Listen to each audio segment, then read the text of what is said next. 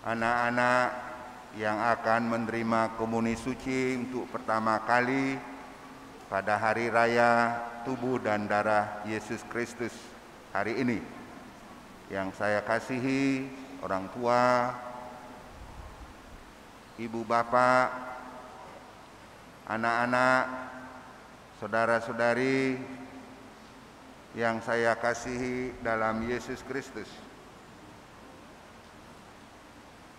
Perayaan tubuh dan darah Kristus hari Minggu ini mengingatkan kita semua akan kasih Tuhan yang tak terhingga kepada kita manusia. Ia memperlihatkan kasih-Nya secara konkret, nyata dan total. Dia mau selalu beserta kita dan menyatu dengan kehidupan kita dengan memberikan diri-Nya sebagai santapan jiwa. Umat beriman terkasih, pada hari raya tubuh dan darah Yesus Kristus ini, gereja memilih Injil Lukas yang mengisahkan Yesus mempergandakan roti dan ikan.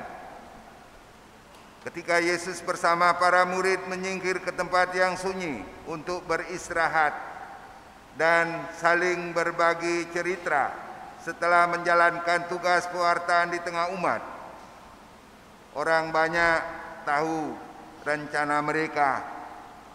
Mereka mencari Yesus untuk mendengarkan pengajarannya, dan Yesus tidak mengusir mereka untuk mendapat makanan di kampung terdekat.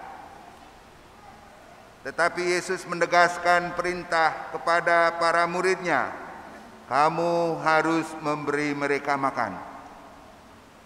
Saudara-saudari terkasih, mujizat perbanyakan roti memperlihatkan kepada kita bahwa Yesus peduli kepada kebutuhan mereka.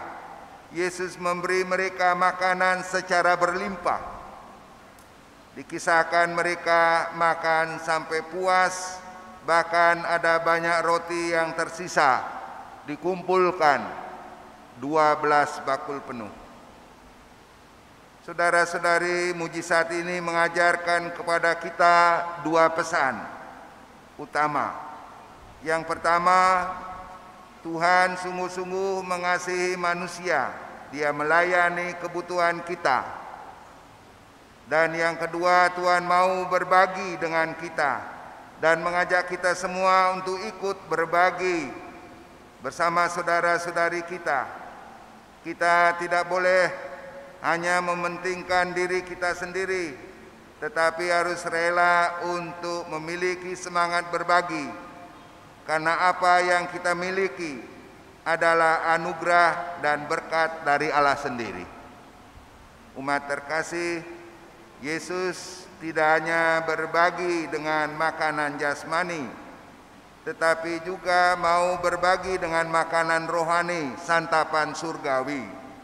Ia memberikan roti kehidupan, yaitu tubuh dan darah-Nya sendiri. Inilah ungkapan cinta yang paling sempurna dari cinta kasih Yesus kepada kita semua. Saudara-saudari terkasih, pada perjamuan malam terakhir Ia memberikan tubuh dan darah-Nya sendiri sebagai santapan jiwa. Pengorbanan tubuh-Nya dan penumpahan darah-Nya sungguh total tanpa pamrih. Itulah yang kita kenangkan dalam perayaan Ekaristi. Dan apa yang menjadi jawaban kita atas kasih Tuhan ini? Kita harus bersyukur dan mewujudkan sikap hormat, menyiapkan hati batin yang sungguh sebelum dan sesudah kita menerima komuni suci dalam perayaan Ekaristi.